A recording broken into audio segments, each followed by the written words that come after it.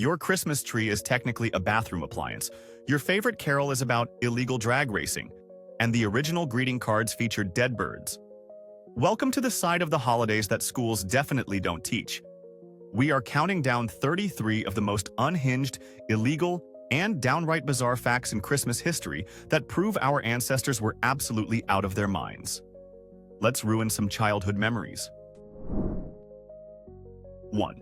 You might need to sit down for this one because your beloved artificial Christmas tree has a genuinely dirty origin story that most people conveniently ignore. The very first mass-produced fake trees were not created by some festive decoration genius, but by the Addis Brush Company in the 1930s, a manufacturer famous for making heavy-duty toilet scrubbers. They realized they had a massive surplus of stiff animal hair bristles and green dye, so they simply fed the materials into the exact same machines they used to make toilet brushes, dyed them green, and twisted them into a cone shape. They marketed them as the silver pine to make them sound fancy, but in reality, that vintage tree your grandmother cherishes is technically a giant festive bathroom appliance designed to scrub porcelain. It is arguably the most successful marketing scam in the history of home decor, and a very weird thing to put your presents under. 2. If you think getting a lump of coal in your stocking is a harsh punishment, you clearly haven't met the Icelandic holiday monster known as Jólakötturinn, or the Yule Cat. This isn't a cute, fluffy kitten that knocks over ornaments. It is a gigantic, bloodthirsty beast towering over houses that prowls the snowy countryside on Christmas Eve with a very specific dietary requirement. The legend says this monster eats anyone who has not received new clothes for Christmas, acting as the most aggressive and lethal fashion police in history. It was actually a terrifying psychological weapon invented by medieval farmers to scare their workers into processing the autumn wool harvest faster before the holidays. So, if you were lazy and didn't finish your spinning work, you didn't get a new shirt, and therefore you became cat food for a giant feline with absolutely zero patience for your wardrobe malfunction. 3. We usually think of church services as solemn, quiet, and respectful affairs, but in medieval France and Spain, they celebrated something called the Feast of the Ass, which is exactly as chaotic as it sounds. This was an official celebration honoring the donkey that carried Mary to Bethlehem, but the ceremony itself got incredibly unhinged because they would actually march a live donkey right up to the altar in the middle of the church. During the Mass, the priest was required to bray a loud hee-haw at the congregation instead of saying the usual prayers. And the best part is that the entire congregation would scream hee-haw back at him in a holy braying contest instead of saying, Amen. The church leadership eventually banned it because, surprisingly, having a confused farm animal as the guest of honor and screaming like donkeys sends the wrong message to the believers. 4. Nothing says romance like puckering up under a parasitic plant named after poop, because the word mistletoe is actually derived from two Anglo-Saxon words, mistle, meaning dung, and tan, meaning twig. This is because ancient people noticed that mistletoe would suddenly sprout on tree branches exactly where birds had left their droppings, since the plant spreads exclusively through sticky seeds that have passed through a bird's digestive system and landed on a branch. So, when you are trying to steal a romantic kiss at a Christmas party, just remember that you are standing underneath a biological monument to avian excrement that is slowly strangling the tree it is attached to. Suddenly, the holiday magic feels a little less enchanting and a lot more sanitary. So maybe just stick to a firm handshake or a friendly wave next time you see that green bundle hanging from the ceiling. 5. In 1826, the cadets at the prestigious West Point Military Academy were told that alcohol was banned for the Christmas party, which turned out to be a massive tactical error by the administration that underestimated the students' desire to party. The cadets smuggled gallons of whiskey into the North Barracks to make supercharged eggnog, resulting in the infamous Eggnog Riot. It was absolute chaos involving sword fights, smashed windows, pistol shots fired in the hallways, and knockout brawls with superior officers who tried to stop the drunken festivities. By the morning, a third of the cadets were implicated in the mutiny, including a young Jefferson Davis, who would later become the president of the Confederacy. It turns out nothing threatens national security quite like depriving armed college kids of their holiday booze and expecting them to just go to sleep quietly. 6. If you think modern Christmas cards are boring or generic, you should see what the Victorians were sending, because their idea of holiday cheer was absolute nightmare fuel that would terrify a modern child. A very popular and baffling design in the 19th century featured a dead robin lying on its back with its feet stiff in the air, sometimes accompanied by the cheerful caption, "May yours be a joyful Christmas." Some historians think it was a dark joke about the death of the old year, or perhaps a play on words since British postmen were nicknamed robins due to their red uniforms. But either way, it is incredibly grim. Nothing says happy holidays quite like a stiff, frozen bird corpse delivered by the postman, proving that the Victorians were the original goth teenagers who were obsessed with death, even during the happiest time of the year. 7. We complain about the war on Christmas today, but in the 17th century it was a literal war because Oliver Cromwell and his Puritan government decided that Christmas was too fun, and therefore illegal. They viewed the feasting, drinking, and decorating as heathen, pagan, disgraces that distracted from serious worship, so Parliament actually passed a law banning the holiday completely for over a decade. Soldiers patrolled the streets of London, physically seizing roast beef from citizens and arresting anyone caught cooking a festive meal or singing a carol. It was a total lockdown on joy where, if you were caught eating a mince pie, you were considered an enemy of the state. It just goes to show that politicians ruining everything is a time-honored tradition that goes back hundreds of years, and nobody was safe from the fun police during the 1650s. 8. If you thought receiving a pair of socks was a bad gift, try living in medieval England where they celebrated a delightful tradition on December 28th known as Childermas, or Beating Day.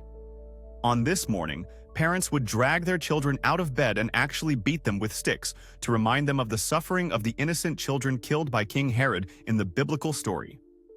The twisted logic was that the physical pain would help the religious lessons stick in their memory, and bringing this bad luck upon them early would secure good luck for the rest of the year. It brings a whole new meaning to tough love when your parents wake you up with a physical assault just to provide some aggressive religious context for the holidays, but hey, at least you didn't have to go to school and do homework that day. 9. You have probably hummed Jingle Bells 1,000 times, but you are living a lie because this song was never intended for Christmas at all. It was actually written in 1857 by James Lord Pierpont for a Thanksgiving church service, and the original lyrics were surprisingly scandalous for the time. The song, originally titled One Horse Open Sleigh, wasn't about family gatherings or Santa Claus. It was essentially about 19th century drag racing in the snow and trying to pick up girls while showing off your fast sleigh. The lyrics describe high-speed crashes and mocking people for driving slow horses, which basically makes it the Fast and Furious of the Victorian era.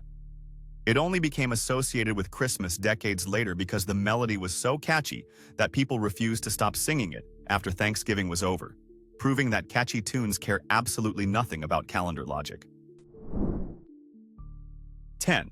Coronations are supposed to be happy events, but when William the Conqueror was crowned King of England on Christmas Day in 1066, it turned into a literal inferno due to a massive language barrier.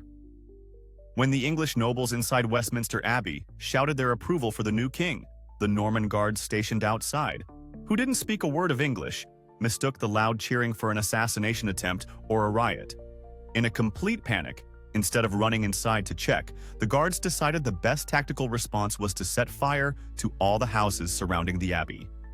The congregation inside rushed out into a smoke-filled chaos of burning buildings and looting soldiers, meaning William's reign started with the distinct smell of ashes, terrified subjects, and one of the worst misunderstandings in military history. 11. Modern health and safety regulations would have a heart attack over the traditional Christmas pudding, because for centuries it was standard practice to bake a solid piece of metal directly into the food. Families would hide a silver sixpence or a thimble inside the dense cake batter, and tradition dictated that whoever found the object in their slice would receive wealth and good luck for the coming year. However, in reality, this was less about good fortune and more about the very real risk of chipping a molar or choking to death at the dinner table.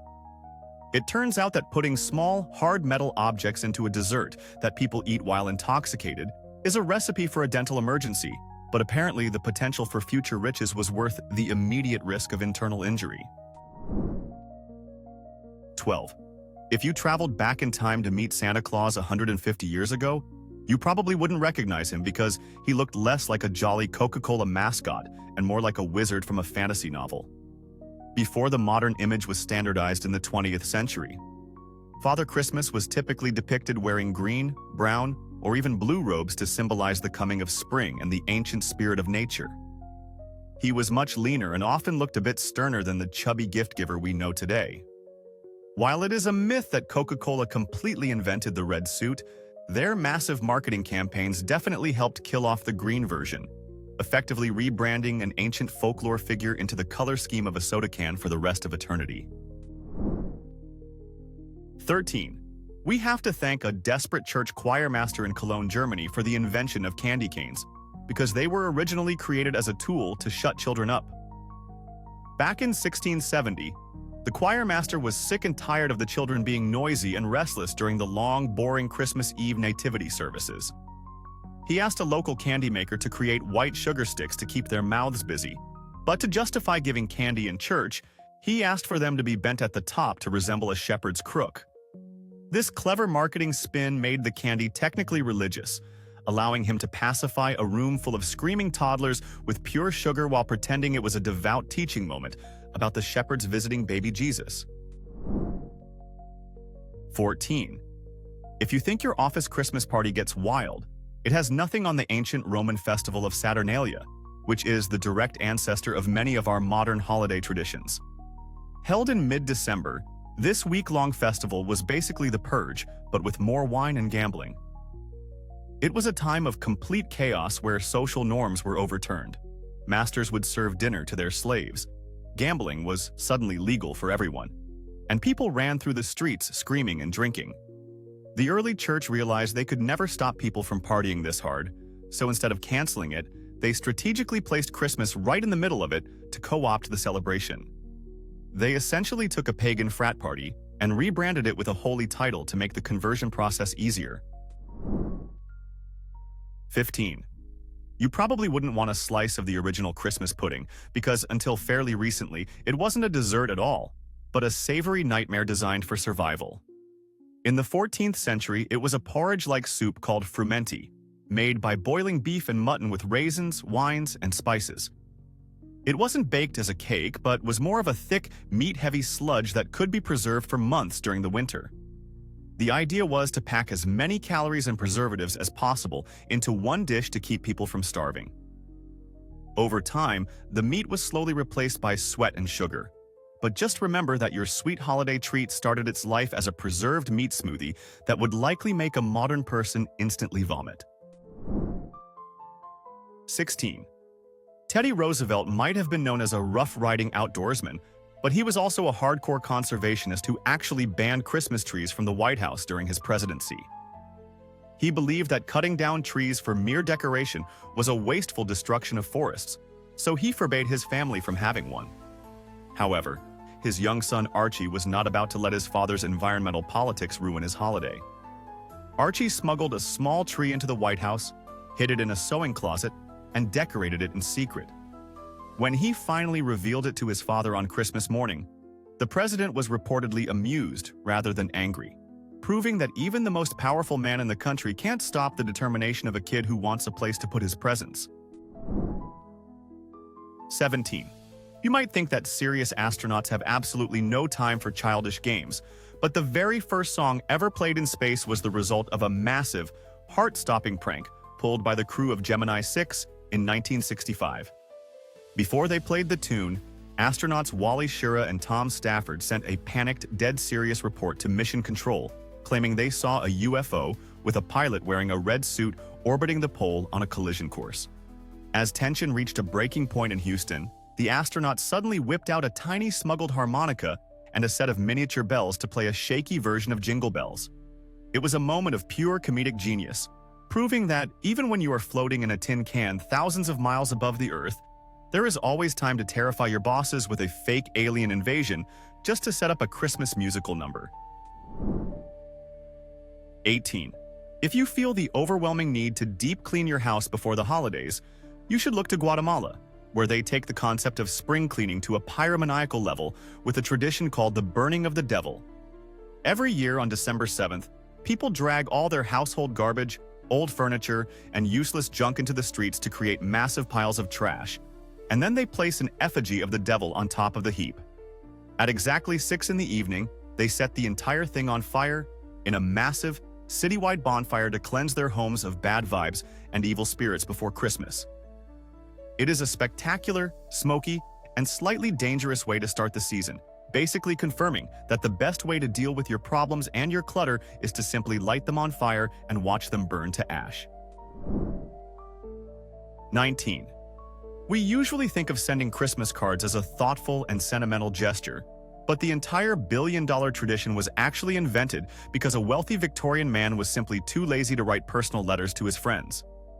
In 1843, civil servant Sir Henry Cole realized he had way too many acquaintances and simply couldn't be bothered to handwrite a polite response to every holiday greeting he received. Instead of sucking it up, he hired an artist to draw a festive scene, printed 1,000 copies with a generic greeting, and mailed them out to everyone he knew to save time. So, the massive greeting card industry exists solely because one rich British guy wanted to automate his friendship duties and avoid the hassle of actually talking to people, proving that laziness is the true mother of invention. 20. You have probably heard of cockfighting, but in 19th century Britain, the holiday thirst for blood sports was so intense that they actually organized goose fighting tournaments in local pubs. Geese are naturally aggressive, territorial, and terrifying creatures, so pub owners would clear the floor, place 2 angry birds in a makeshift ring, and take bets on which one would dominate the other in a flurry of feathers and honking. It was considered a prime form of Christmas entertainment for the working class who wanted to gamble their wages away while watching farm animals assault each other. Fortunately, this brutal tradition eventually died out, likely because people realized that getting hissed at by a goose is terrifying enough without making it an organized spectator sport. But it shows just how bored people were before television. 21. Millions of Americans hang a glass pickle ornament on their Christmas tree every year, firmly believing it is an old-world German tradition known as the Weihnachtsgurke. The story goes that the child who finds the hidden pickle gets an extra present. But if you ask an actual German about this, they will look at you like you are insane because they have never heard of it.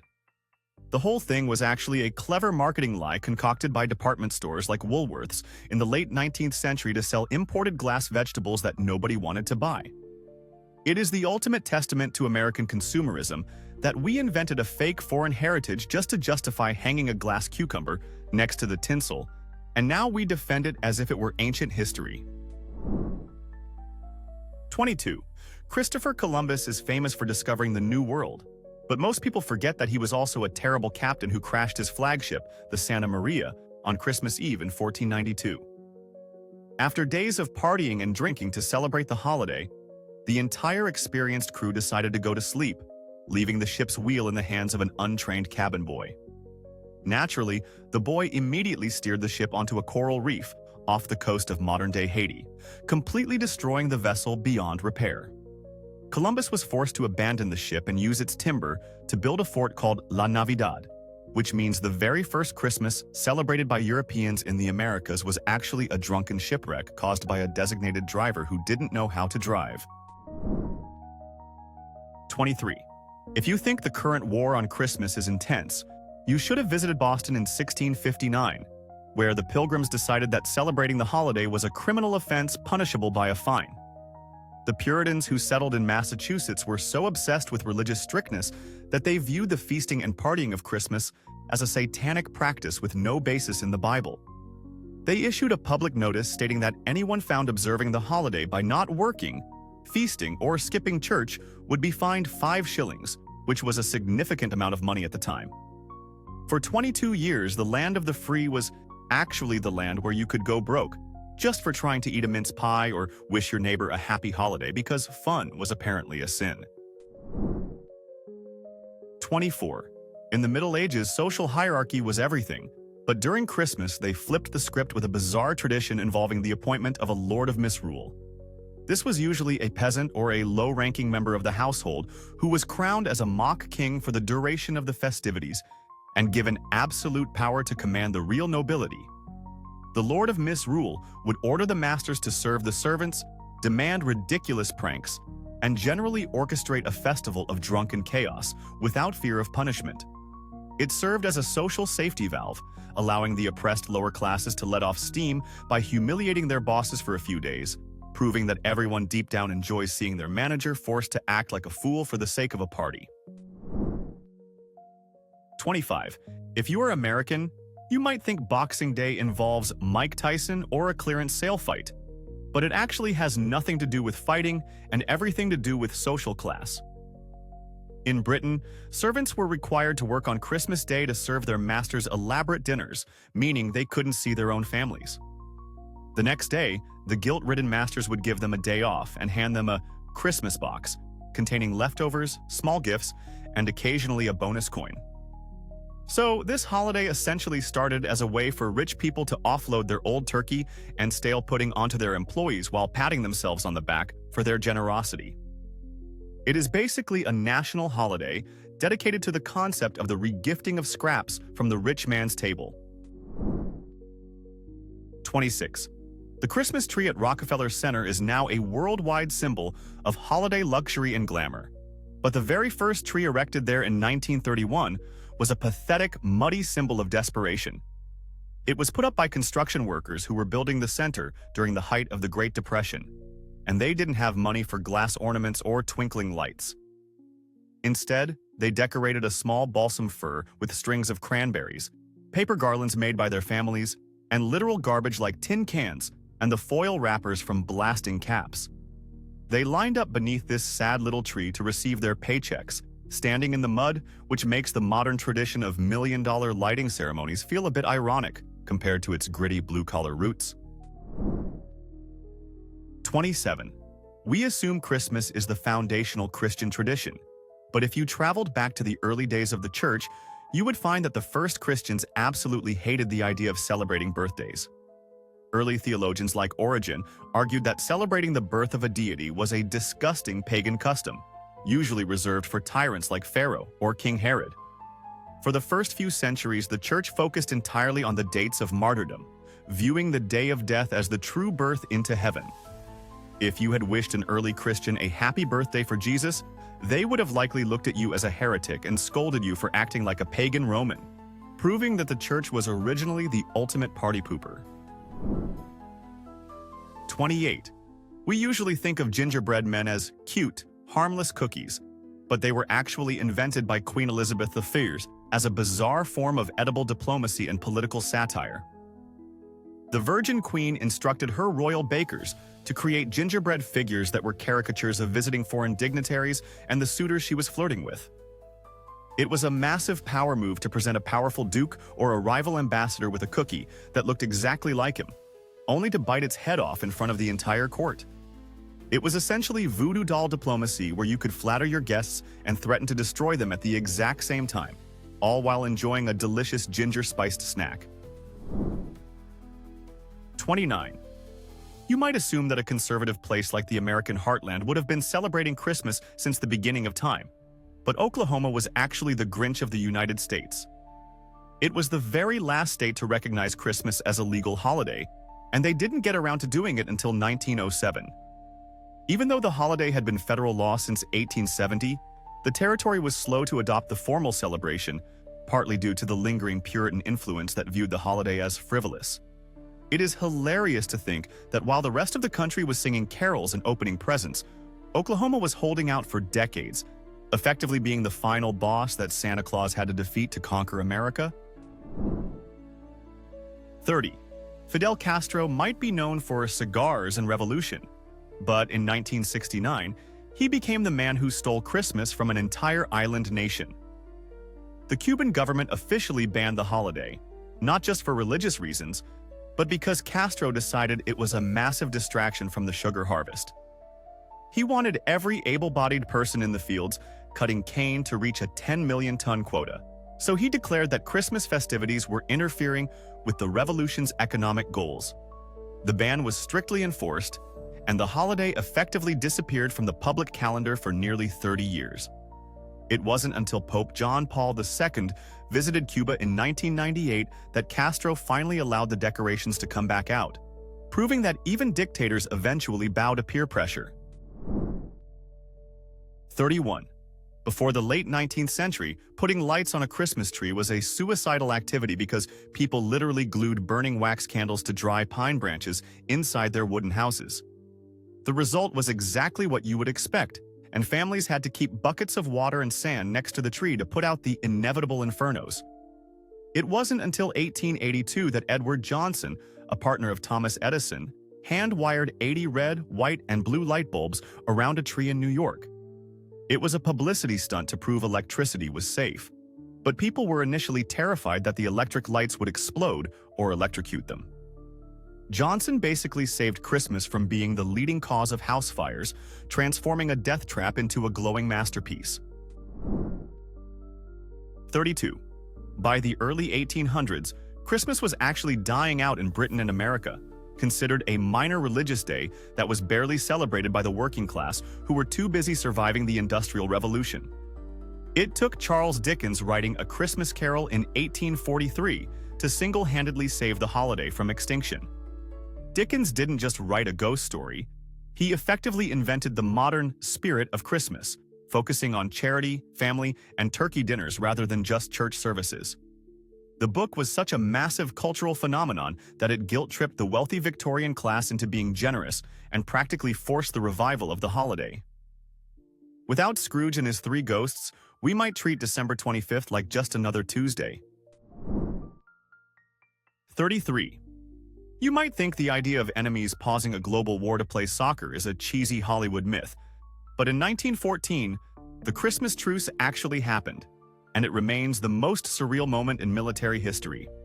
On the frozen battlefields of World War I, amidst the mud and machine gun fire, German soldiers suddenly started singing Silent Night and holding up small Christmas trees above the trenches. Instead of shooting them, the British soldiers sang back, and slowly thousands of men defied direct orders and climbed out into no man's land. They exchanged cigarettes, shared pudding, and literally played soccer games on the exact ground where they had been killing each other hours before. It was a spontaneous outbreak of humanity that absolutely terrified the generals, who immediately ordered heavy artillery barrages the next day to ensure the soldiers remembered they were supposed to hate each other, proving that peace is the only thing the military fears more than the enemy. We just covered 33 reasons why history was a fever dream, but I know the internet is a darker place than any history book. So, I am challenging you in the comments. What is a disturbing or obscure holiday fact that was actually too dark or too weird even for this list? I want to see if you can shock me. Subscribe right now if you want to keep destroying your ignorance, and like this video if you are grateful you aren't eating a preserved meat smoothie for dinner.